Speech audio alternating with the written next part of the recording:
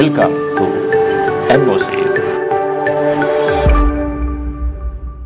Assalamualaikum warahmatullahi wabarakatuh, sahabat Mas Oji Channel. Ketemu dan berjumpa lagi di channel yang kita kembangkan di MOC, Mas Oji Channel.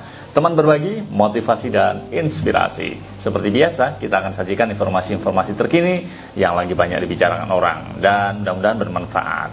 Berharap teman-teman selalu sehat pastinya. Hari ini kita ingin sharing tentang satu tayangan dari salah satu televisi kita di channel YouTube-nya, yaitu tentang pinjaman online ya. Ini teman-teman semuanya pasti sudah banyak mendengar betapa kejamnya itu sistem pinjol ya.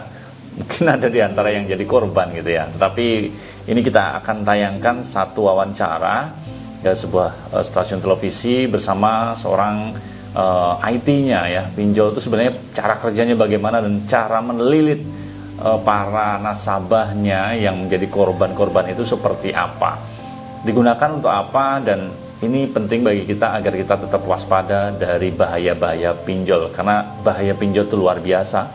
Banyak yang menjadi korban dan akhirnya ya korbannya justru orang lain bahkan ya, karena terlilit pinjol kemudian melakukan tindak dengan kriminal ya. Kita langsung saja, ini adalah salah satu wawancara terkait dengan pinjaman online bersama tim IT-nya ya. Kita simak saja teman-teman semuanya.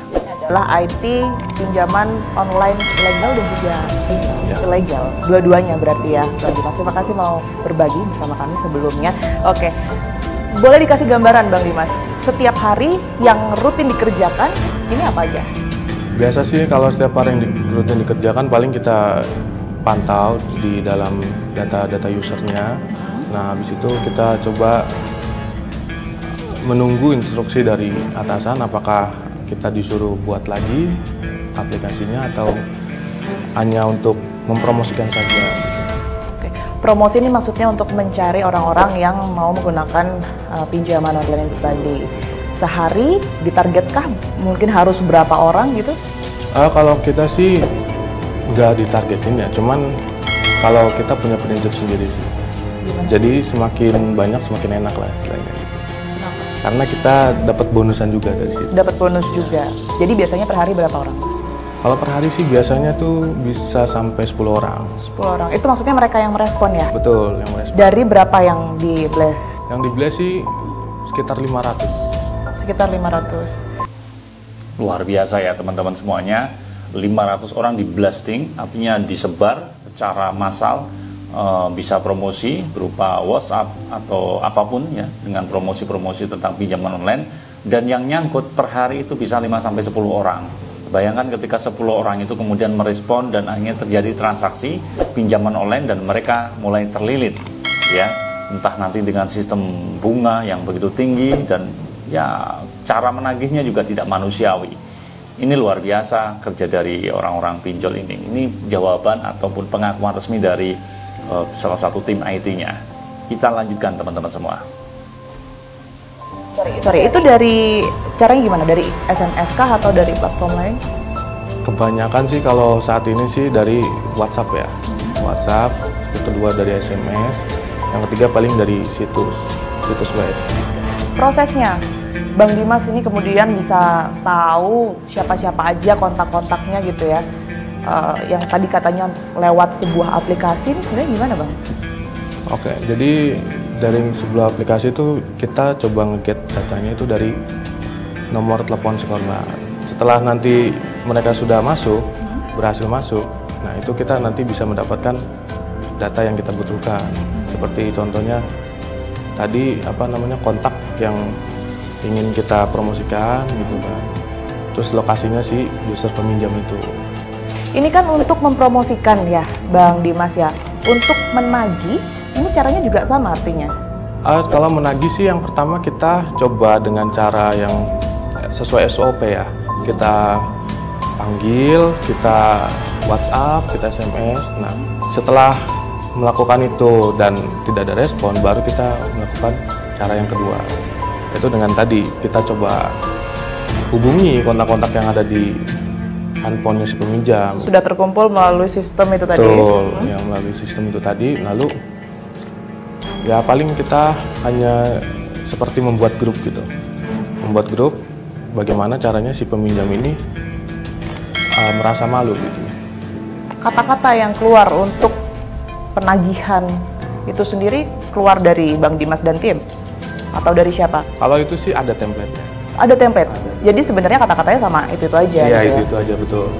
Cuman kan itu kan nagih nggak sekali dua kali ya, penagihan yang pertama, kedua, ketiga itu kan pasti berbeda dong? Berbeda, betul.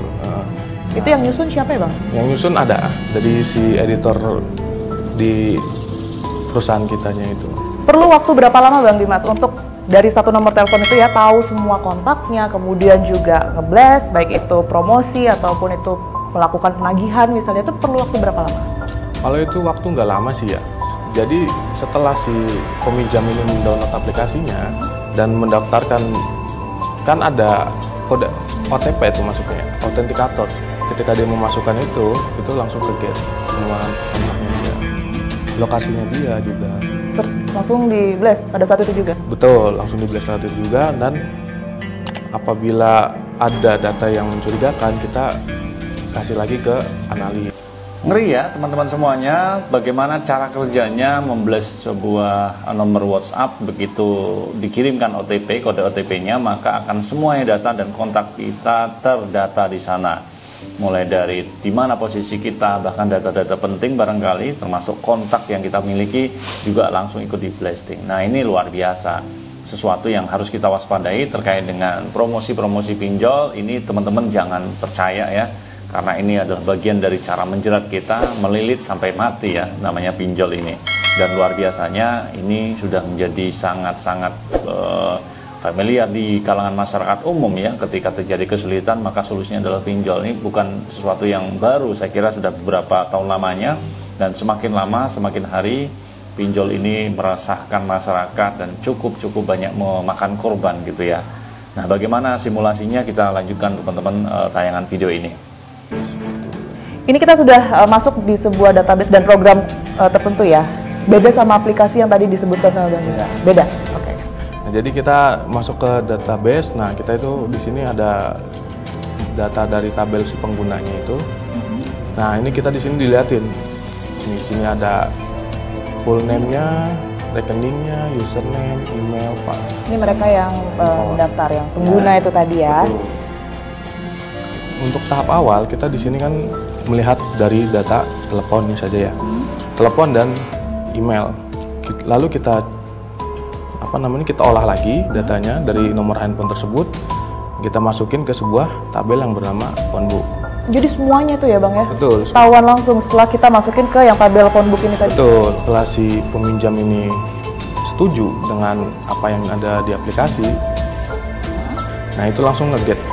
Oh, jadi sebenarnya sudah ada persetujuan ya pada saat pengguna itu masuk atau download sebuah aplikasi tersebut? Betul. Biasanya tuh di aplikasi pas kita download, nah akan muncul pop-up. Ini aplikasi ini akan memerlukan izin untuk membuka kontak. Nah seperti itu. Apabila si pengguna mengizinkan, kita mulai dari situ nge-get kontaknya. Ya. Ini yang filternya itu tadi ya yang penting. Jadi di sini ada saat aplikasi digunakan hanya kali ini jangan diizinkan. Saat aplikasi digunakan tapi ya. Ini berarti yang legal ya? Ya legal seperti juga sekarang ya banyak. Ini kalau udah muncul kayak gini berarti udah masuk semua ya data-datanya ke sistem yang dipunya sama Bang Dimas. Kita searching by nomor telepon tadi ya. Kita go. Nah ini kotak-kotak Bang Dimas. Oh ini kontak-kontaknya udah langsung keluar semua. Artinya ini nggak ada 5 menit ya sebenarnya? Sebenarnya nggak ada. Untuk masuk ke kontak itu sendiri. Ini untuk lokasinya tadi. Nah, coba aja nomor telepon tadi ya. Kita coba SMS. Kita send SMS ke nomor tadi. Kita Mbak Nadia. Jadi inilah yang dilakukan kalau pada saat tanggal jatuh tempo penagihan dari pengguna sendiri belum membayar begitu ya Mas ya. Terus Bang Dimas sendiri menerima nomor telepon sudah masuk semua kontaknya dan melakukan SMS penagihan. Oke, jadi ini SMS yang dikirimkan melalui sistem oleh tim IT pinjol ilegal maupun legal ini bisa langsung masuk ke nomor handphone pengguna pada saat penagihan. Oke, teman-teman semuanya, saya kira semua sepakat bahwa pinjol harus dihindari, pinjol harus dijauhi ya, agar kita semuanya terbebas dari yang namanya jerat pinjol yang bisa melilit sampai kita mati. Harapannya teman-teman semuanya dengan video ini kita bisa waspada dan jangan terlalu percaya dengan promosi-promosi yang disampaikan oleh sebuah sistem aplikasi pinjaman online. Tetap waspada teman-teman semuanya dan jadilah bijak untuk mengelola keuangan kita. Kalau memang ada tawaran-tawaran seperti itu, jangan langsung direspon. Tetap waspada teman-teman semuanya, karena dengan begitu kita merespon, kita membutuhkan dana dan pinjam, maka data kita semuanya akan diretas dan sangat-sangat berbahaya bagi kita ya. Pastinya belum lagi tentang tagihan dan sebagainya. Baik teman-teman semuanya, itu aja sedikit informasi tentang ulasan pinjol yang diambilkan dari sebuah interview dari salah satu stasiun televisi bersama tim IT dari salah satu pinjol di Indonesia. Tetap waspada, terima kasih kebersamanya. Sampai ketemu di lain kesempatan. Saya undur diri. Terima kasih. Assalamualaikum warahmatullahi wabarakatuh.